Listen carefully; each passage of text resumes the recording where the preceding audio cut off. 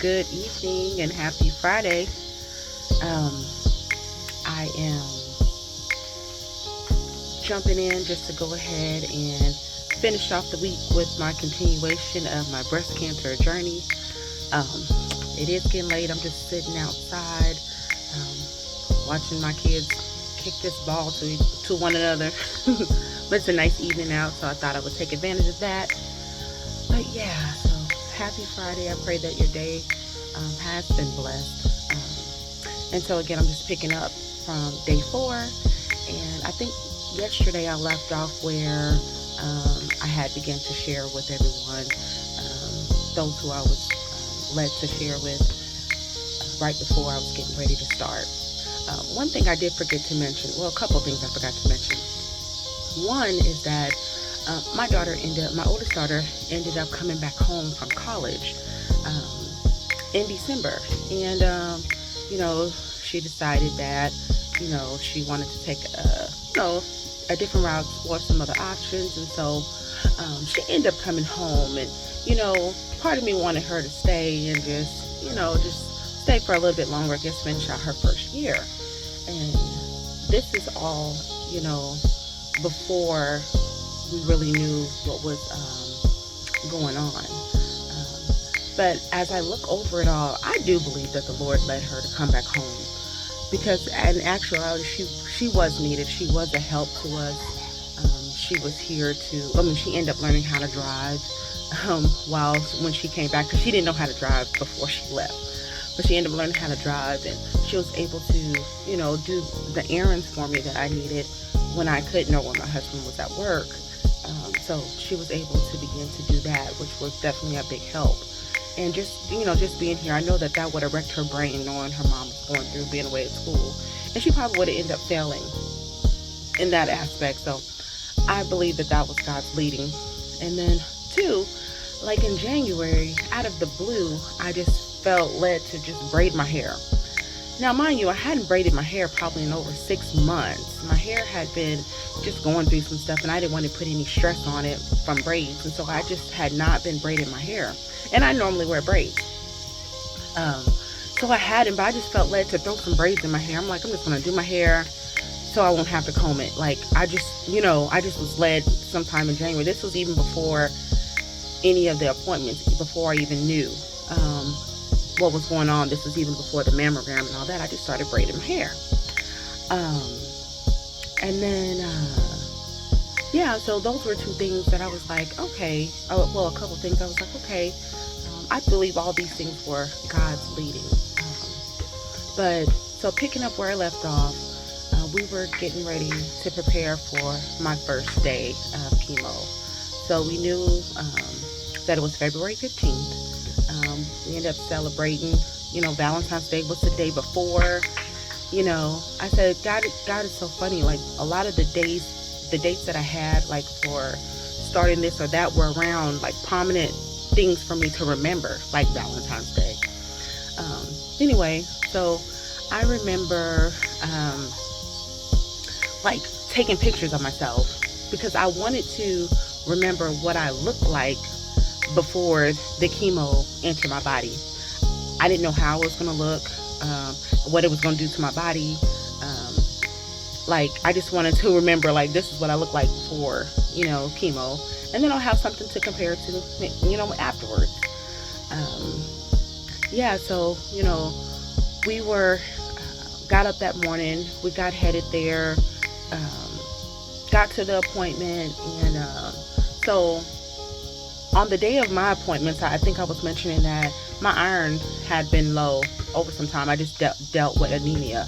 And so they seen that from the blood work that they gathered. So they knew that they were going to already give me a few rounds of iron at each appointment. So I had, for 3 weeks, they were going to give me a round of iron, which would be through the IV or through my port. So so that day they prepared me for everything. So I began. So before I even did let me explain. So when you're getting ready to have your chemo treatments, they give you pre medicines to help your body better react and take the chemo medicine, because chemo is very harsh. So they give you a steroid, which is dexamethasone is what I had. They give you Pepsid, and they give you Benadryl, and all those, some are pushed, some are through the IV drip, and then they give you this other, I think it was just those three. So I think it was just those three. But on top of that, I was going to have to get my iron. So that was the first thing that they were doing. So before I even were going to get the pre-meds, I had to do the iron infusion first. And that was going to take about an hour over the IV through the drip. Now, I've had iron infusions before. Last year in 2022, I actually had 2 rounds. But they pushed it through like an IV, just through my arm instead of through the drip. But again, they said that there was this other kind called Benifer that was a more robust iron, because they wanted my storages to hold and last through treatment. So they gave me a different kind than what I had. So, I'm getting prepared to, get the iron infusion. They got the they got the IV in the port. Now that's one thing that hurts. Okay, they tell you to put this they prescribe you lidocaine. I put the lidocaine on. They tell you to put it on like at least and no more than an hour before. So I put it on probably 45 minutes to the hour before, so it has time to, set up in my skin, numb the area. When that woman, that nurse, went in to, put the IV in, oh my gosh, with that needle, because it looks like a hook. It has like this little hook on it. She put it in there, I about jumped out that seat. I'm like, oh my gosh, like my port stayed tender for a very long time. So anyway, so we are, so she got the port in, they're making sure it's all good. They got the iron, got everything set up. And so she says, we just have to let you know that, there are side effects. They're rare. They said, but we just have to tell you. She jokingly said this and just said them real quick, like, you can, what did she say? Vomiting. I can't even remember the side effects that she said, honestly. Not right now. So I'm sitting there, and she started the IV, and I'm sitting there, and I'm just like, all of a sudden, I began to feel like shortness of breath, like my chest begins to tighten up. And then I began to, it's like I couldn't breathe, and then my heart started racing. And then all of a sudden, it was like a heartbeat just went through my body, it was like a pounding pain that was going through my body. Yes, there was a pounding pain that started going through my body. It felt like somebody was tapping on my bones, like my low back. It was like somebody's tapping on my low back with like an ice pick. And I mean, it was just like boom, boom, boom, boom. And then all of a sudden, it felt like I was going to pass out. So all of a sudden, the pain moved all the way to my face, and my face just flushed red. My blood pressure began to dip. It started declining very rapidly. I think it got down to like 60 over something. And so they give you this button to push, like if anything's going on. They said push this button. Well, actually, she didn't give me a button. That was later on. She should have gave me one that day, but I don't remember her giving me a button. But I would say that from where I was sitting, they put you in like a certain chair on your first day. It's like this blue chair. You're right in the middle where everyone can see you. And it was probably like about 10 feet away to the desk. And so she's like, if anything's going on, or if you feel weird or something, just get my attention. So I just remember, my husband's there. He's sitting on the side of me, but he's to the side of me, but to the back of me, just the way that the visitor's chair was sitting. And I waved and got the nurse's attention, and she came rushing over. I said, um, they was like, "What's going on?" And I was just like, I started describing every symptom that I just said. It's burning. Oh, and also like I know it's TMI, but like my genital area started feeling like it was on fire. It started feeling like it was on fire, like it was just like I was just burning. And so they immediately stopped it. Mind you, I think the infusion was running for maybe 2 minutes, but probably 1 minute of that was just for it to just get down the line to even to start to get into my body. But it's like as soon as it started getting into my body, that's when all the reactions came. So they stopped it, gave me Benadryl and I believe Pepsid to counteract that allergic reaction. And they were on it. They were very quick. But also the last symptom I had was all of a sudden I started feeling like I had to go to the bathroom, like have a bowel movement. And the urge was just so strong, and I was like, I need to go to the bathroom. I kept saying, I need to get up. I need to go to the bathroom. And they were like, no, we don't want you to get up yet. We're afraid you're going to pass out because my blood pressure was so low. I was like, I have to go now. I'm going to go on myself. So they got me up, walked me to the bathroom. I mean, now, I wasn't so sick to where I didn't put no those toilet covers.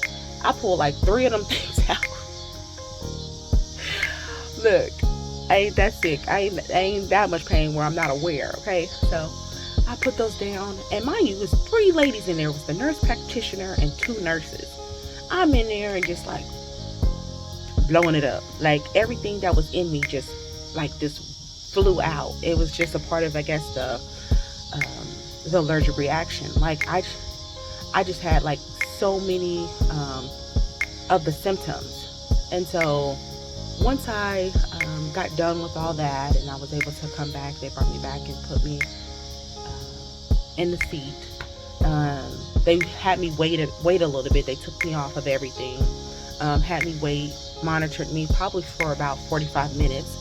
And then they made the call that they would just have me go home and recover from that. Now, I will be making this video for tomorrow, since I won't be updating like this on the weekend. It'll just be Monday through Friday as I do my treatments. But I did make a video just of my time from the time I found out all the way up until my first day. So just little pictures of what I've been talking about all week, the pictures that I did take, and then just little stuff that was going on, probably just at home or something, just during the time. But just like a small video, just to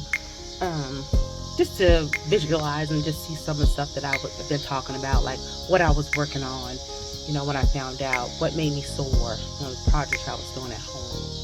I'm gonna have video, but one of the pictures is of my face. I took a picture of my face, and when I say it was swollen, it was so swole. So the pictures that you're going to see before is what I looked like right before I got there. And then I'm telling you, within 30 minutes of me being there, that's what I look like afterwards.